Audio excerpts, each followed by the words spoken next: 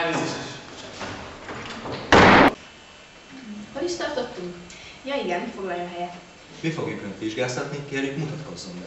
Sándor vagyok, Jogait 27 szám alatti lakos, és mikor? Kezdjük történelemmel. Mit tud Árpád vezérről? Hát Árpád egy évvel fiatalabb, én tőlem, talán egy évvel, mert a nővérével együtt jártam iskolába, Balvinnal, és semmi többet nem tudok elmondani.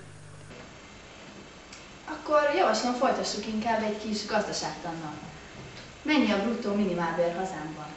300 000 liter, 30 000, vagy nem tudom. Látom, választott tantárgya a biológia. Hogyan lélegzik a hal? A vízből veszik ki az oxigént. Tetszik érteni? Kíván még hozzáfűzni valamit? Egyebet nem tudok mondani. Gratulálok a kétszintű érettségihez.